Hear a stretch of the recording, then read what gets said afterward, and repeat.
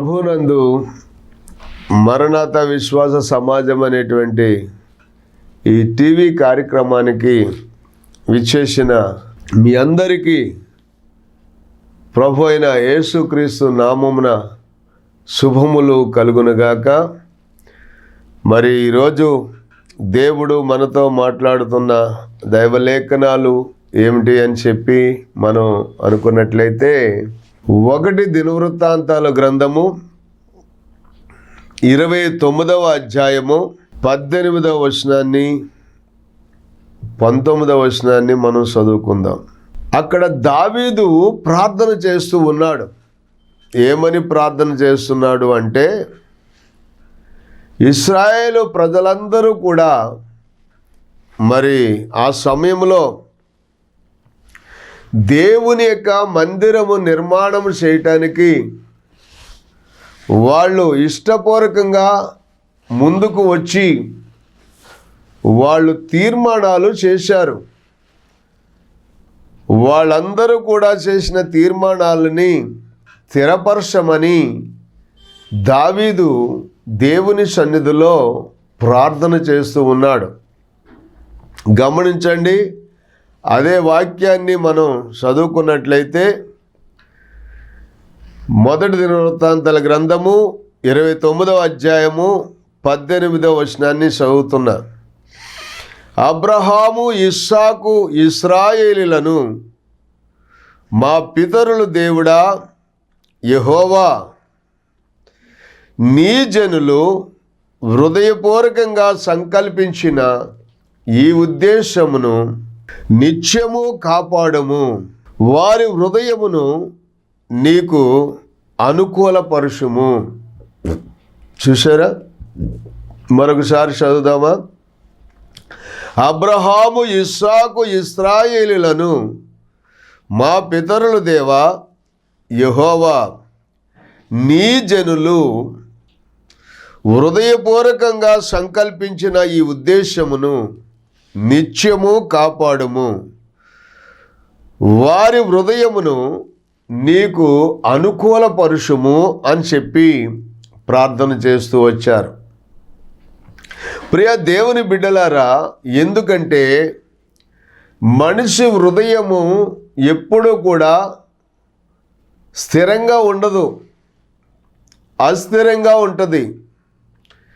కాబట్టి ఎప్పుడు ఏ సమయంలో ఎలా మారుతుందో తెలియదు. కాబట్టి దావీదు ప్రార్థన చేస్తూ, నీ జనులు తీసుకున్నటువంటి నిర్ణయం అది నిత్యము కూడా స్థిరంగా ఉండేటట్లుగా, నీ జనుల యొక్క హృదయపూర్వకంగా సంకల్పించిన ఈ ఉద్దేశమును నీవు నిత్యము కాపాడుము అని చెప్పి ప్రార్థన చేస్తున్నాడు.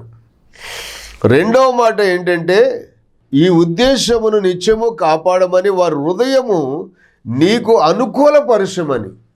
దేవునికి అనుకూలంగా ఉండాలి. జనుల యొక్క హృదయాలు దేవునికి అనుకూలంగా ఉండాలి అని ఆయన ప్రార్థన చేస్తూ వచ్చాడు. ఎందుకంటే మనం చూస్తున్నాం కదండి, సామెతల గ్రంథము మరి 4వ అధ్యాయంలో 24వ వచనంలో ఏమనుంది అని మనం ఆలోచన చేస్తే, 23వ వచనం, నీ హృదయములో నుండి జీవధారలు బయలుదేరును గనుక, కాబట్టి అన్నిటికంటే ముఖ్యంగా నీ హృదయమును భద్రముగా కాపాడుకొనుము అన్నాడు సామెతల గ్రంథకర్త. మన హృదయములో నుంచే చెడొచ్చినా మంచొచ్చినా ఏదొచ్చినా హృదయము నిండుకొనిన దాన్ని బట్టే నోరు మాట్లాడును అని యేసు ప్రభుల వారు చెప్పారు. నీ హృదయములో నుండి జీవధారలు బయలుదేరును. కాబట్టి అన్నిటికంటే ముఖ్యముగా నీ హృదయమును భద్రముగా కాపాడుకొనుము. తర్వాత 24వ వచనంలో ఏమని చెప్తున్నాడంటే, మూర్ఖపు మాటలు నీ నోటికి రానియకుము, నీ పెదవుల నుండి కుటిలమైనటువంటి మాటలు రానియకము. మూర్ఖపు మాటలు రాకూడదు, మరి పెదవుల నుండి కుటిలమైనటువంటి మాటలు రాకూడదు. అది దేవుని బిడ్డలకు తగదు. అందుకనే దేవుని యొక్క సన్నిధానములో దావీదు ప్రార్థన చేస్తూ, దేవా నా పెదవుల ద్వారమునకు కాపు పెట్టుము, వ్యర్థమైన మాటలు వర్షించకుండా నా పెదవులను కాల్చుము అని యెషయా భక్తుడు అన్నాడు. అలాగనే దేవుని సన్నిధానములో దేవుడు మన హృదయాలను కలవరపడనీయకుండా ఆయన భద్రపరుచులాగున మనం ప్రార్థన చేసుకుని మనలను మనం దేవునికి అప్పగించుకున్నట్లయితే మన హృదయాన్ని దేవుడు ఆయనకు అనుకూలంగా మార్చుకుని ఆయన చిత్తానుసారమైన కార్యాలు జరిగించడానికి దేవుడు మనల్ని బలపరిచి వాడుకుంటాడు. ఇక్కడ దావీదు చేసే ప్రార్థన తన సొంతానికి చేసుకోలేదు, కానీ ఇశ్రాయేలు ప్రజలు ఇష్టపూర్వకంగా సంకల్పించిన ఉద్దేశములు నెరవేర్చి అవి నిత్యము వారి హృదయాలు నీకు అనుకూలపరిచి వారి ఉద్దేశములను నిత్యము కాపాడమని దావీదు ప్రార్థన చేస్తూ ఉన్నాడు. అదేవిధంగా మనం చూస్తే ఇక్కడ ఈ వాక్య భాగంలో మరి మనం గమనిస్తే ఎందుకు అలాగున ప్రార్థన చేశాడు దావీదు అని మనం ఆలోచన చేస్తే 29వ అధ్యాయము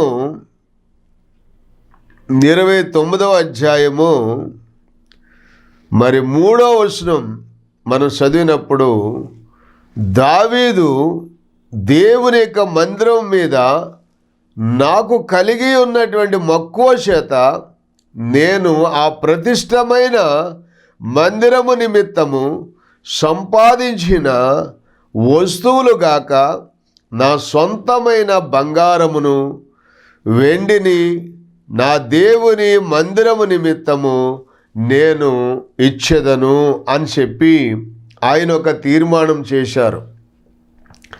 ఆ తరువాత మరి గదుల గోడలకు మరి రేకు మూతలకు బంగారము పనికి బంగారమును, వెండి పనికి వెండిని, మరి పనివారు చేయు ప్రతి విధమైన పనికి 6,000 మనుగుల ఓపీరు బంగారమును, 14,000 మనుగుల పుటము వేయబడిన వెండిని ఇచ్చుచున్నాను అన్నాడు. దేవునికి స్తోత్రం.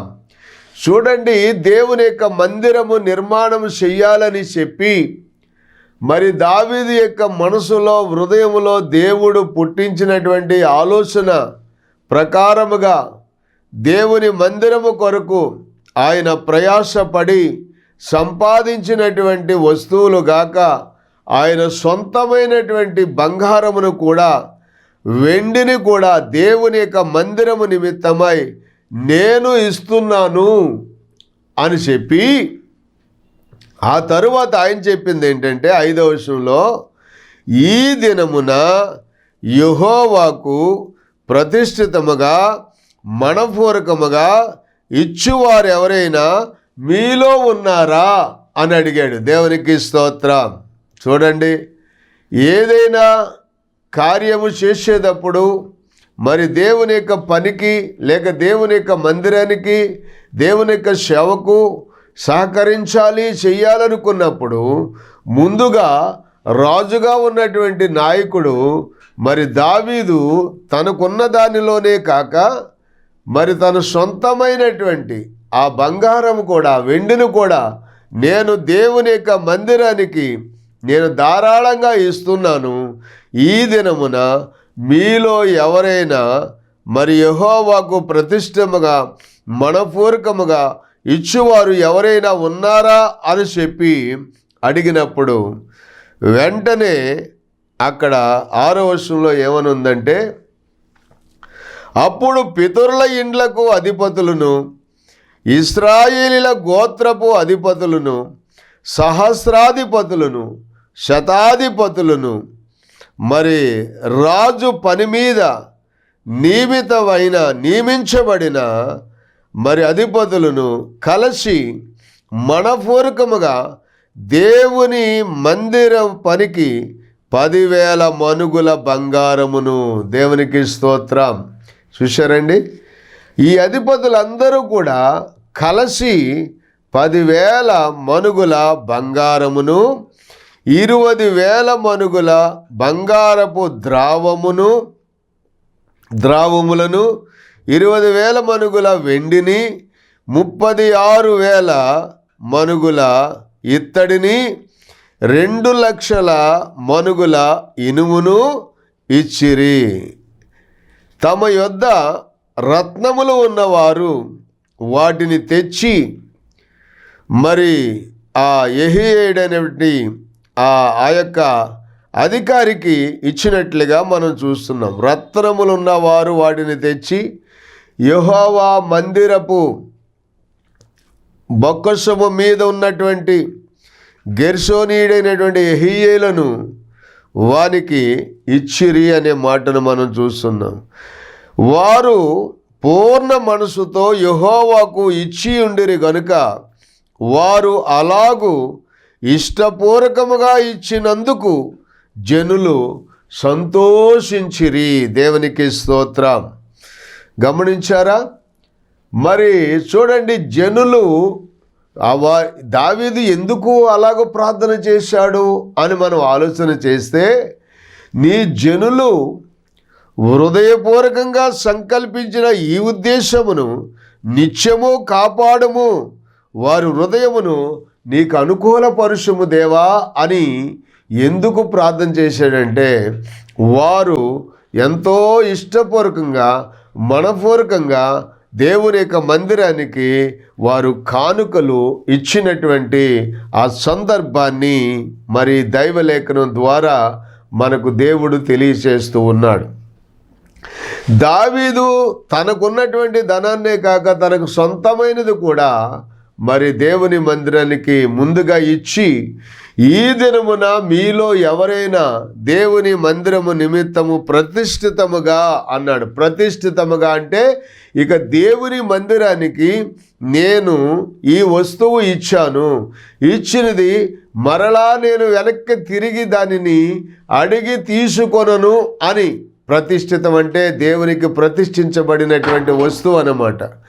అలాగున దేవునికి ప్రతిష్ఠించిన తరువాత ఇక మరలా దానిని వెనక్కి తిరిగి తీసుకునేటువంటి పరిస్థితి ఉండకూడదు.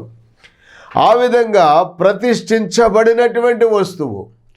అలాగే దేవుని యొక్క మందిరములోనికి ఏ వస్తువు అయినా ఇష్టపూర్వకంగా ఇచ్చి అది దేవునికి ఇచ్చిన తరువాత మరలా నేను దాన్ని ఇచ్చాను దాన్ని మరలా నాకు ఇవ్వండి అని చెప్పి అడిగే పరిస్థితి ఉండకూడదు.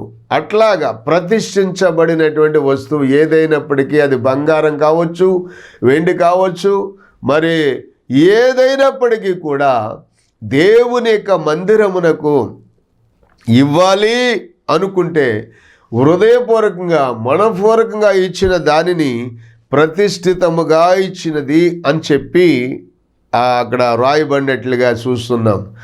అయితే ప్రియమైన దేవుని బిడ్డలారా, ఇప్పుడు వీరందరూ మనపూర్వకముగా ఇచ్చువారై ఉన్నారు అనటానికి అసలు ఈ పితరుల ఇండ్లకు అధిపతులైనటువంటి వారు, ఇశ్రాయేలీల గోత్రపు అధిపతులైనటువంటి వారు, ఈ సహస్రాధిపతులు వీరందరూ కూడా అసలు ఎక్కడి నుంచి వచ్చారు?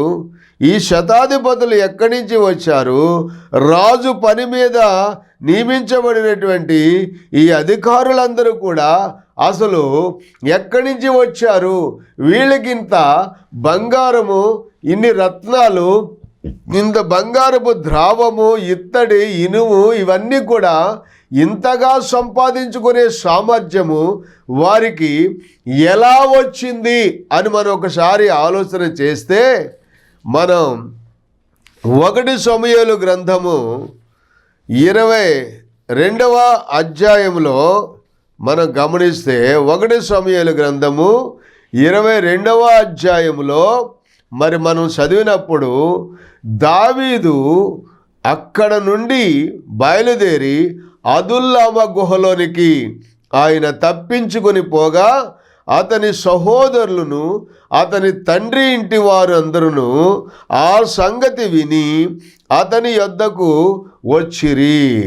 వారు వచ్చినప్పుడు ఎలాంటి పరిస్థితుల్లో వారు దావీదు దగ్గరికి వచ్చారు? అసలు దావీదే తలదాచుకోవటానికి నీడలేక గుహల్లోనూ మరి అనేక స్థలాల్లోనూ తానే దాగుతూ వెళుతున్నాడు. ఎందుకంటే అప్పటికే తన మామగారైనటువంటి పిల్లనిచ్చినటువంటి మామగారు సౌలు గారు రాజుగా ఉన్నాడు. ఆయన దావీదుని చంపడానికని చెప్పి తరువుతూ ఉన్న సమయం అది. మరి ఎందుకండి పిల్లనిచ్చిన మామగారే అల్లుడిని చంపడానికి తరవడం ఏంటి అంటే, ఆయన మరి ఆ రోజున మరి గొల్యాతుని పడగొట్టినప్పుడు అనేక మంది స్త్రీలు పాటలు పాడుతూ వచ్చారంట. ఏమని అంటే, సౌలు 1000 కొలదిగాను దావీదు 10,000 కొలదిగాను శత్రువులను జయించారు అని. అదిగో ఆ మాట మరి ఎంత మరి అనార్థానికి అపార్థానికి దారితీసిందో మనం ఆ దైవ లేఖనాలు చదువుతున్నప్పుడు ఎన్ని ఇబ్బందులు దావీదు ఎదుర్కోవాల్సి వచ్చిందో. అటువంటి పరిస్థితుల్లో దావీదు దాగుతూ గుహల్లో నుంచి అలాగ వెళుతున్నటువంటి ఆ సమయంలో దావీదును వెతుక్కుంటూ వాళ్ళ కొంతమంది వారింటి వారు వాళ్ళ సహోదరులు వీరందరూ కూడా దావీదు దగ్గరకు వచ్చారు. ఇప్పుడు వచ్చినప్పుడు వీళ్ళు ఎలా వచ్చారు అంటే, 2వ వచనం, ఇబ్బంది గల వారందరూ, అప్పులు చేసుకొనిన వారందరూ, అసమాధానముగా ఉండు వారు అందరూ అతని యొద్దకు కూడుకొనగా వారికి దావీదు అధిపతి అయ్యను. అతని యొద్దకు ఎక్కువ తక్కువ 400 మంది మరి వచ్చారు అని చెప్పి ఆ లేఖనాల్లో మనం చూస్తున్నాం. అంటే ఒక రకంగా మనం చెప్పాలంటే ఆయన దగ్గరకు వచ్చిన వారందరూ కూడా అప్పులతో వచ్చారు, అసమాధానంగా వచ్చారు. ఊరిలో నిజంగా అప్పులు చేసుకున్న వారికి ఎలాంటి విలువ ఉంటుందో మనందరికీ తెలుసు కదండి. అప్పులోళ్ళు మరి వచ్చినప్పుడు అప్పు తీర్చలేకపోతే అప్పు ఇచ్చిన వారు ఎలాంటి ఇబ్బందులు పెడతారో మనకు తెలుసు కదండి. అలాంటి పరిస్థితుల మధ్యలో ఊరిలో తలెత్తుకొని తిరగలేక దావీదు దగ్గరకు 400 మంది చేరిపోయారు. ఈ అప్పులతోనూ అసమాధానంతోనూ బలహీనతలతోనూ ఇలాంటి పరిస్థితుల మధ్యలో దావీదు దగ్గర అదుల్లామ గుహలోనికి దావీదు దగ్గరికి చేరితే ఈ అప్పులు చేసుకుని వచ్చిన వారందరికీ దావీదు అధిపతి అయ్యాడని చెప్పి మనం చూస్తున్నాం లేఖనాల్లో. అయితే ప్రియమైన దేవుని బిడ్డలారా, ఇటువంటి వారందరినీ కూడా దావీదు ఎలా తీర్చిదిద్దాడు అని మనం ఆలోచన చేస్తే దైవ లేఖనాల్లో మనం గమనిస్తున్నప్పుడు 1 దినవృత్తాంతాల గ్రంథములో, 1 దినవృత్తాంతాల గ్రంథము 12వ అధ్యాయములో మనం గమనిస్తే అక్కడ 1వ వచనం మనం చదివినప్పుడు ఏముందంటే, వారు కీషు కుమారుడైన సౌలునకు భయపడి, దావీదు భయపడ్డాడండి, మరి దావీదు దగ్గరికి వచ్చిన వారు కూడా భయపడ్డారు.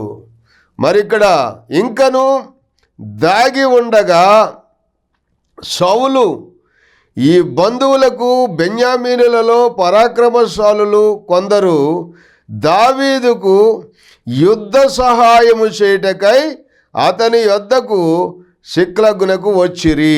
వీరు విలుకాండ్రై కుడి ఎడమ చేతులతో ఒడిశల రాళ్ళు రువ్వుటకును వింటి చేత అంబులు విడుసుటకును సమర్థులైన వారు. అలాగ తయారు చేశాడు దావీదు. దేవునికి స్తోత్రం. అప్పులతో తలెత్తుకొని మరి పట్టణాల్లో తిరగలేనటువంటి వారిని దావీదు దగ్గరికి వస్తే దావీదు వారిని అదుగో ఆ విధంగా యుద్ధ వీరులుగా, విలుకాండ్రుగా, కుడి ఎడమ చేతులతో మరి ఒడిసెలలు విసరగలిగిన వారిగా దావీదు వాళ్ళని సిద్ధం చేశాడు. దేవునికి స్తోత్రం. ఆ విధంగానే మనం మరి 8వ వచనంలో కూడా మనం చదివితే, మరియు గాదీలలో పరాక్రమశాలులు కొందరు అరణ్యమందు దాగి ఉన్న దావీదు వద్ద చేరిరి. వీరు డాలును ఈటెను వాడుక చేయగల యుద్ధ ప్రవీణులు, సింహపు ముఖము వంటి ముఖము గలవారు, కొండలలో నుండి జింకలంతా పాద వేగము కలిగిన వారు. దేవునికి స్తోత్రం. మరి 14వ వచనం మనం చదివితే, గాదీలకు వీరు సైన్యములకు అధిపతులై ఉండిరి.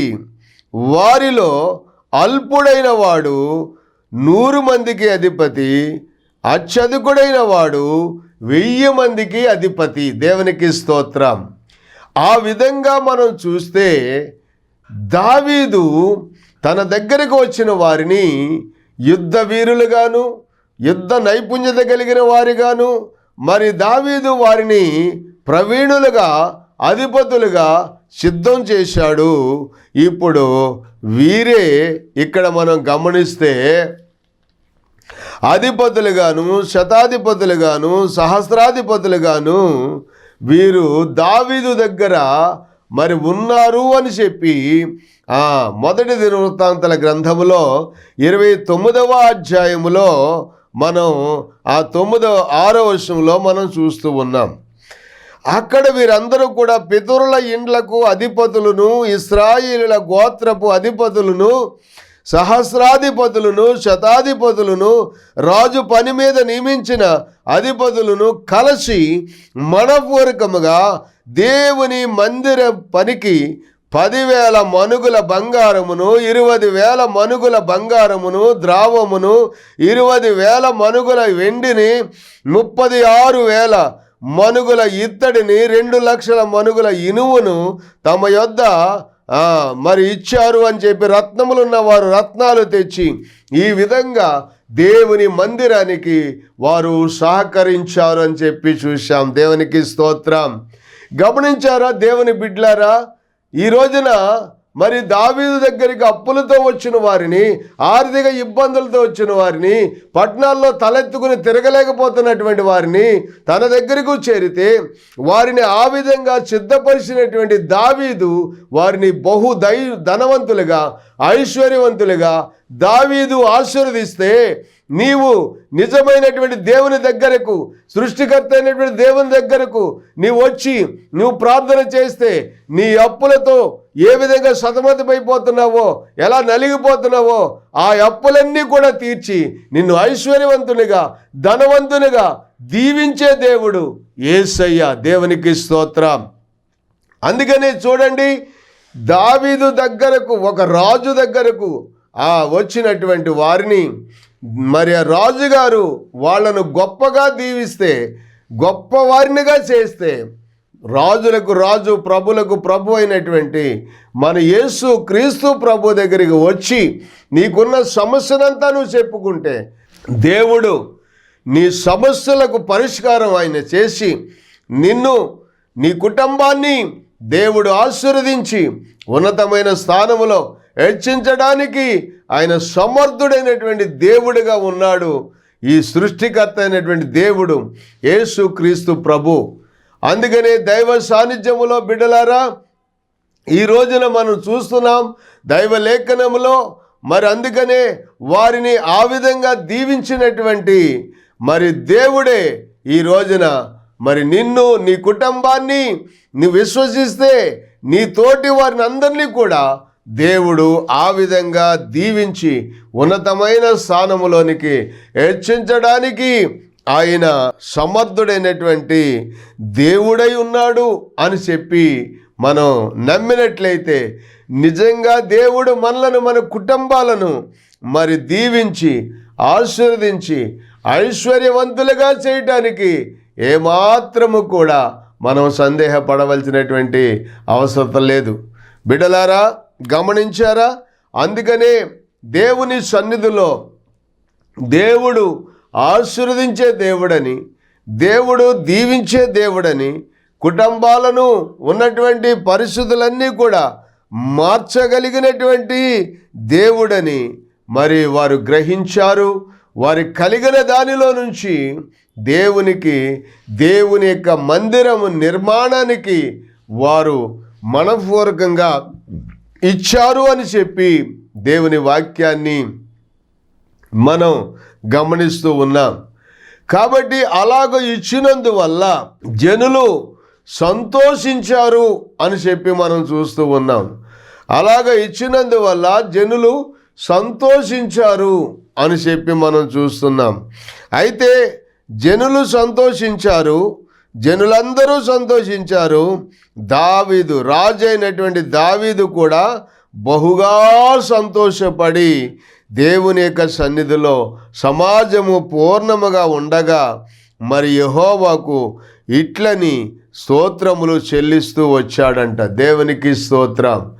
మరి ఆ విధంగా దేవుని యొక్క సన్నిధిలో మరి అందరినీ కూడా దేవుడు దీవించే దేవుడిగా ఉన్నాడు. ఈ విధంగా మనం గమనిస్తే మన కుటుంబాలను కూడా దేవుడు ఆశీర్వదిస్తాడు. ఒకప్పుడు ఎన్నిక లేని కుటుంబాలుగా, గుర్తింపు లేనటువంటి జీవితంలో జీవిస్తున్నటువంటి మాలాంటి వారిని కూడా దేవుడు దీవించి మరి అనేక మందికి ఆశీర్వాదకరంగా ఉంచాడు. అనేక మందిని దేవుని సన్నిధిలో భాగ్యవంతులుగా చేసేటువంటి భాగ్యము దేవుని వాక్యం ద్వారా వాళ్ళను మరి వృద్ధిలోనికి తీసుకొచ్చే కృప దేవుడు మాకిచ్చాడు, మాలాంటి దైవ సేవకులకు ఇచ్చాడు. మరి దేవుని సన్నిధికి వచ్చినప్పుడు చాలామంది అప్పులతో వస్తారు, ఆర్థిక ఇబ్బందులతో వస్తారు, అనేకమైన సమస్యలతో, అనారోగ్యముతో దేవుని సన్నిధికి వచ్చిన ప్రతి ఒక్కరిని కూడా యేసుక్రీస్తు ప్రభు యొక్క రెక్కల క్రింద ఉన్నటువంటి ఆరోగ్యముతో వారిని స్వస్థపరుస్తున్నాడు. అంతేకాకుండా తనలో ఉన్నటువంటి ఆ ఆశీర్వాదాన్ని, ఆ ఐశ్వర్యాన్ని యేసు ప్రభుని నమ్మిన ప్రతి బిడ్డలను కూడా ఆ విధంగా దీవించి ఉన్నతమైన వారిగా హెచ్చించడానికి యేసుక్రీస్తు ప్రభు సమర్థుడైనటువంటి దేవుడై ఉన్నాడు. అట్టి కృప దేవుడు మీకును మీ కుటుంబాలకును ప్రభువు దయచేయునుగాక. ప్రార్థన, మీ కుటుంబాల కొరకు ప్రార్థన. తండ్రి, మీకు వందనాలు. ఇంతవరకు నాయన దైవలేఖనాలు విని ఎంతో విశ్వసిస్తున్నటువంటి కుటుంబాలను మీరు ఆశీర్వదించండి నాయన. నీ గొప్ప నామానికి మహిమార్థంగా ఈ కుటుంబాలు వర్ధిల్లాలి నాయన, వారు ఆశీర్వదించబడాలి ప్రభువా. అయ్యా నాయన, ఏ విధమైన అప్పుల సమస్యల్లో ఉన్నప్పటికీ, ఏ విధమైన ఇబ్బందికరమైన పరిస్థితుల్లో వారు ఉన్నప్పటికీ యేసయ్యా నాయన వారిని ఐశ్వర్యవంతులుగా చేయటానికి ఆశీర్వదించే దేవుడు అని నీ లేఖనాల ద్వారా మీరు మాతో మాట్లాడుతూ వచ్చారు. దావీదు దగ్గరకు వచ్చిన వారిని, వారికి ఉన్నటువంటి అప్పులు, ఆర్థిక ఇబ్బందులు, సమస్యలు, అసమాధానాలన్నీ తొలగించి వారిని విలుకాండ్రుగాను, యుద్ధవీరులుగాను సిద్ధం చేసి మరి సైన్యాలకు అధిపతులుగా నిర్ణయించినటువంటి దావీదు, మరి దావీదు దగ్గర ఉన్న వారిని అంతగా వారు దీవిస్తే నాయన, ఈ రోజున నిన్ను నమ్ముకుని నీ సన్నిధికి వస్తున్న ప్రతి ఒక్కరిని కూడా ఆ విధంగా మీరు ఆశీర్వదించి ఉన్నతమైన ఆశీర్వాదాలతో నింపమని యేసు నామములో ప్రార్థించి బిడ్డలను దీవిస్తున్నాం పరమ తండ్రి. ఆమెన్.